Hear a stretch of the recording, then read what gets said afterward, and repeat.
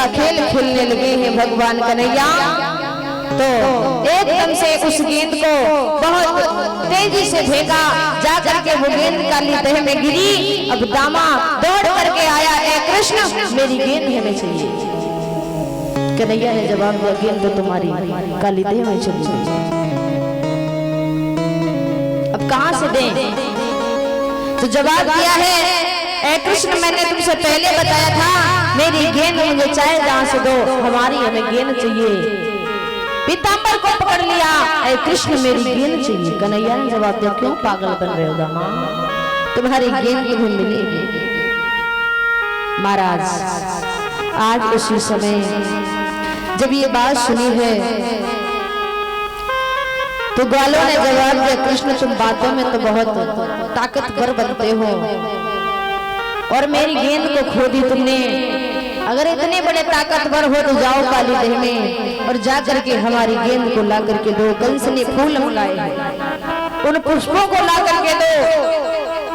कन्हैया ने जवाब दिया, दामा तू चिंता ना कर, एक दिन वो आएगा जो कंस को भी देख लूंगा और उसे पुष्प भी ला करके दूंगा। और कृष्ण बोले,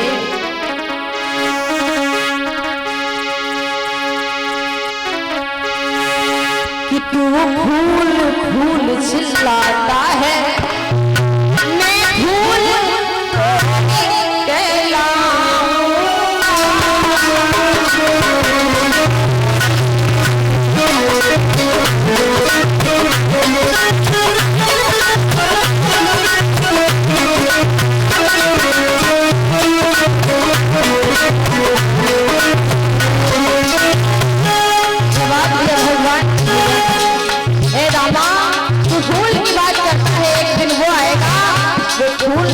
करके लाऊंगा और कंस को भी देखूंगा। भगवान कन्हैया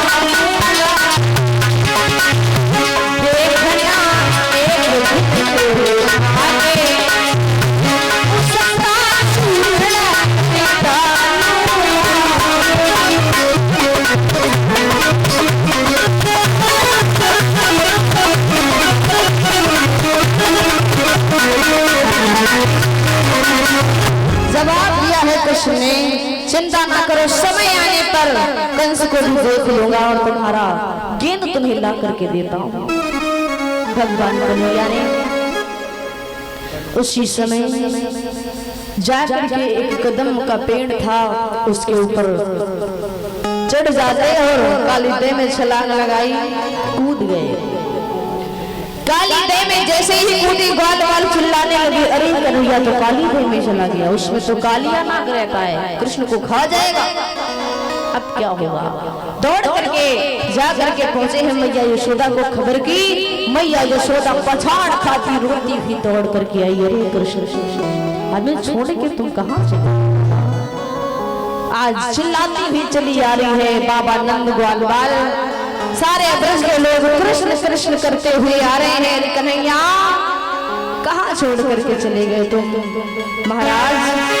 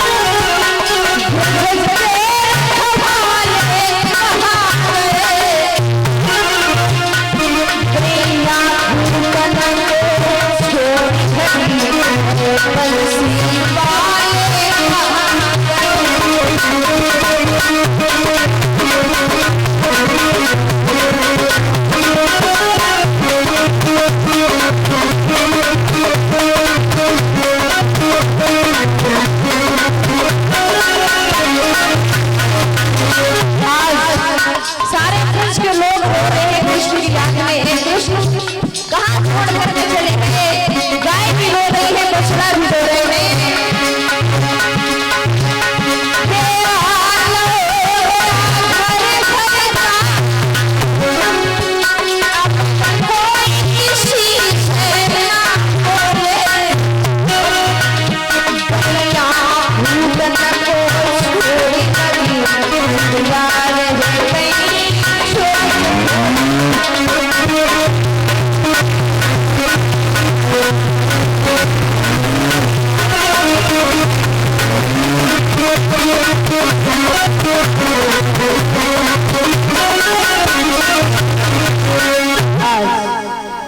महाराज सारे अब्रज के लोग रो रहे हैं, ग्वाल बाल पशु पक्षी भी, महाराज गैया भी कृष्ण के याद में व्याकुल हो गए। कृष्ण कहाँ हो तुम, कहाँ हम सबको छोड़ करके चले गए श्याम। महाराज मैया यशोदा दौड़ती हुई चली आ रही है और दौड़ करके जब आई तो काली देह में कूदना चाहा। उसी समय ग्वालों ने रोक लिया, है मैया काली देह में ना कूदो, तुम कृष्ण को साधारण समझ रही हो, वो साधारण नहीं है, वो तुम्हारे पास में अवश्य लौट करके आएगा, तुम चिंता ना करो। मैया ने जवाब दिया है, ए ग्वालों, वो नर हो या नारायण हो, हम दोनों तरह भिखारी हैं, बलराम श्याम को बुलवाई दे, हम वाकई प्रेम की पुजारी हैं। वो नर हो या देवता, मेरे लिए तो एक बालक ही है और उसे बुलवा दो, उसके बगैर जीना तो बहुत मुश्किल है। देवताओं ने जवाब दिया ग्वालों ने, मैया रो नहीं, चिंता ना करो, बहुत जल्दी वो लौट करके मेरे पास में आएगा। आज ग्वालों ने तो मैया को दिलासा दे दी। इधर भगवान श्री कृष्ण जाकर के काली देह में पहुंचे। काली देह में जैसे ही पहुंचे, कालिया नाग सो रहा था, नागिनियों ने आता हुआ देखा, अरे ये बालक इस काली देह में। पास में पहुंची, लाला तुम यहाँ क्या कर रहे हो, तुम्हारी बहुत अच्छी किस्मत है जो मेरा पति नाग सो रहा है, नहीं तो अब तो तुम्हें खा जाता, लौट जाओ। और तुम बड़े प्यारे हो, तुम्हारी मैया रो करके मर जाएगी, इसीलिए हम कह रहे लौट जाओ लाला। कन्हैया ने जवाब दिया है, नगरियों शायद आपको मेरे बारे में पता ही नहीं है। ए नगरियों, हम जैसे ही बालक तुम्हारे पति का गर्भ दूर करेंगे, तुमको बहुत घमंड है ना अपने पति पर की, बहुत बलवान है, जहरीला है, हमें खा जाएगा, लेकिन तुम्हें नहीं पता, हम ही उसका गर्भ दूर करेंगे, घमंड दूर करेंगे, क्योंकि भगवान घमंड किसी का चलने नहीं देते, या नर हो चाहे देवता। एक बार देवऋषि नारद को घमंड आया। कब? नारद ने मन में सोचा एक दिन कि हम हमेशा नारायण का जाप करते हैं और इतना किसी के पास में समय नहीं है जो कोई इतना भगवान का जाप कर पाए। 24 घंटे नारायण नारायण नारायण, तो हमसे ज्यादा बड़ा कोई भक्त हो ही नहीं सकता। अहम आ गया, मद हो गया। कहते हैं महाराज अगर मद हो जाता है तो पतन होना प्रारंभ हो जाता है। आपने एक मैना को देखा होगा। मैना जब वो बोलती है तो उसके मुख से निकलता है मैं ना, यानी मैं कुछ नहीं। एक बकरी को सुना होगा, जब वो बोलती है तो कहती है मैं, यानी मैं, मेरे सिवा कुछ नहीं।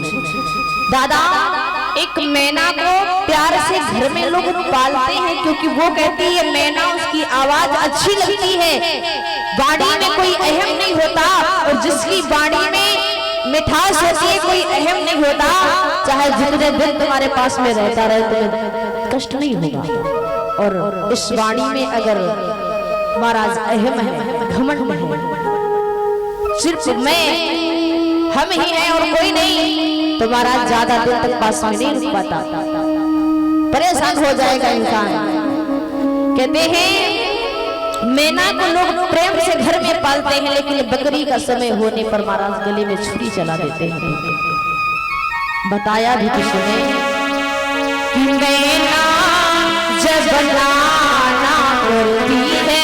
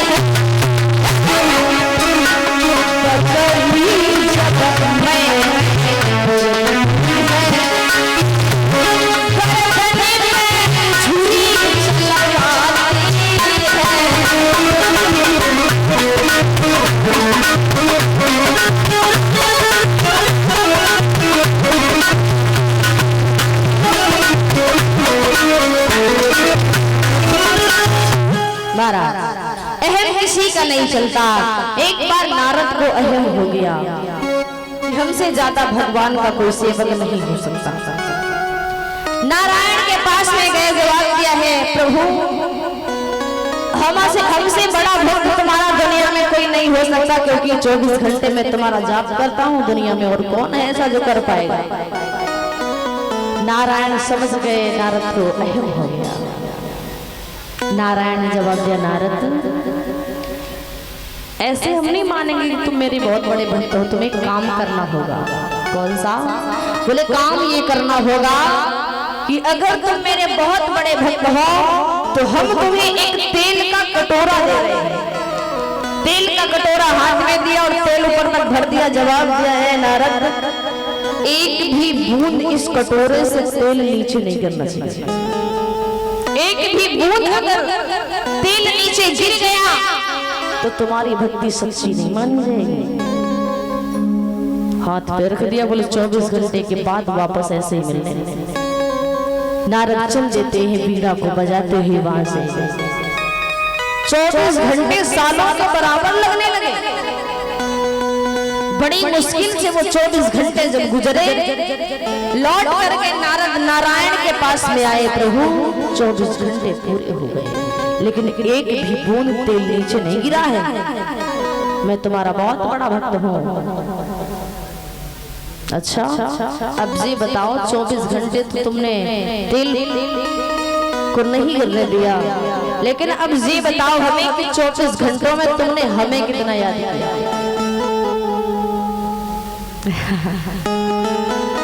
नारद चक्कर में पड़ के जवाब दिया, प्रभु 24 घंटे तो मेरा दिमाग इस तेल के कटोरे में लगा रहा कि ना जाने एक भी बूंद तेल नीचे न गिर जाए, जो मेरी भक्ति सच्ची नहीं झूठी मानी जाए। प्रभु ने जवाब दिया, नारद ये संघर्षी दुनिया है, यदि मनुष्य कमाएगा नहीं तो खाएगा कैसे। उसके घर हम हल चलाने थोड़ी ना जाएंगे, कर्म उसी को करना है। भगवान कहता है सारा दिन काम करो, जिस समय चारपाई पे लेटो भगवान का नाम लेके कहते हैं सोते समय अगर भगवान का नाम लेते सोओगे तो रात में सोते समय जितनी भी श्वासें आपकी जाएंगी सब राम के नाम की होंगी। इससे बड़ा भक्त दुनिया में और कोई नहीं, ना ही कोई भक्ति है।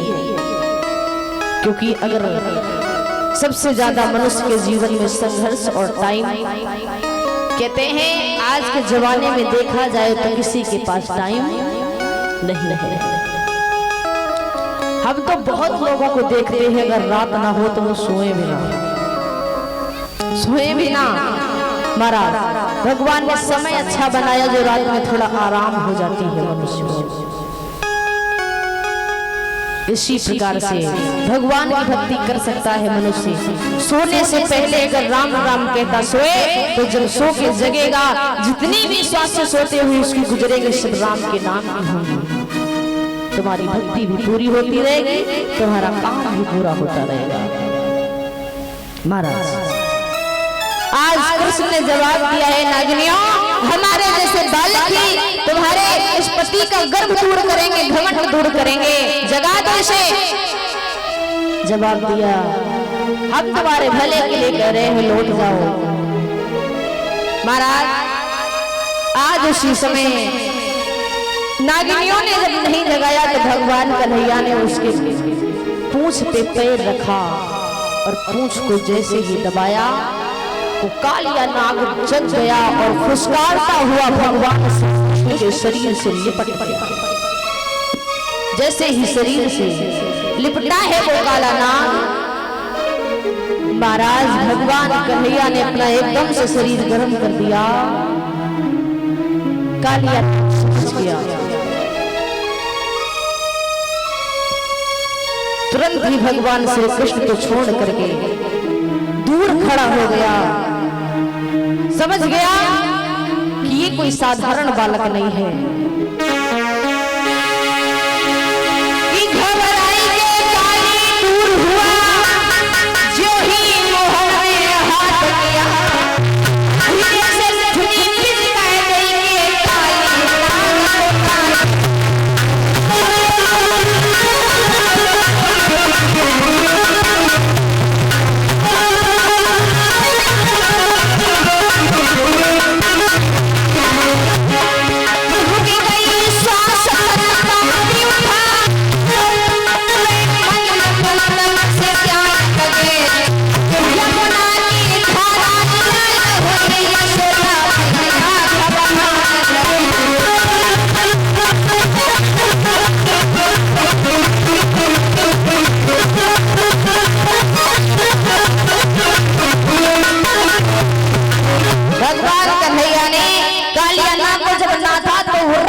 के लगा, खून बहने लगा, रक्त बहता हुआ काली देख के जब ऊपर आया यशोदा ने देखा ऐसा लगता मेरे लाला को कालिया खा लिया।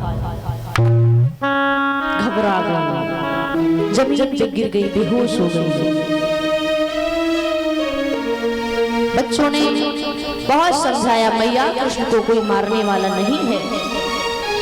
कालिया नाग समझ गया, भगवान के चरणों में आ गया। नागिनियों ने जवाब दिया है, हे प्रभु मेरे पति को जान से मत मारो, छोड़ दो। मैंने तुम्हें बालक समझा, बच्चा समझा, मैंने तुम्हें समझ नहीं पाया कि तुम कोई महान आत्मा हो, मुझे माफ कर दो। नागिनियों ने भगवान से विनती की है,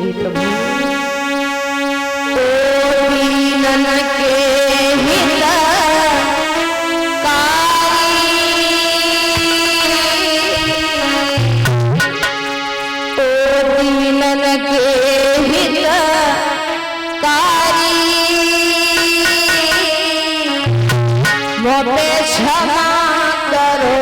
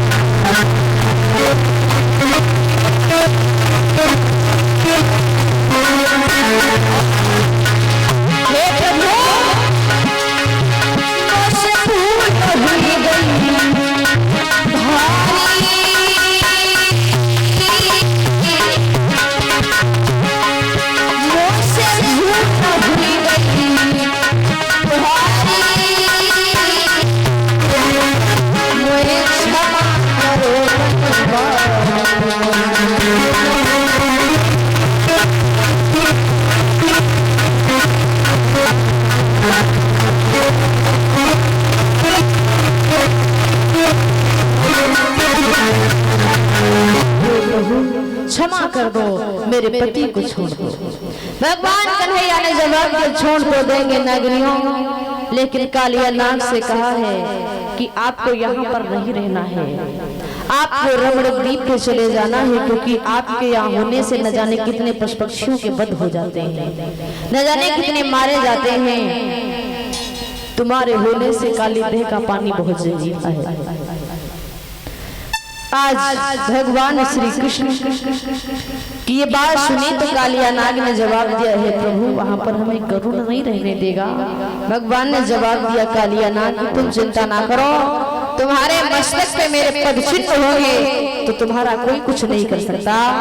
आज भगवान कन्हैया को कालिया नाग अपने फन पे सवार करता है और मीठी मीठी बंसी को बजाते हुए भगवान श्री कृष्ण जैसे ही काली देह के ऊपर आते हैं, महाराज जैसे ही ग्वाल वालों ने आता हुआ देखा है भगवान श्री कृष्ण को, बड़ी ही प्रसन्न हुए हैं, बड़े ही खुश हुए, खुशी के मारे झूमने लगे। मैया यशोदा भी अपने आंसुओं को पोंछ लेती हैं।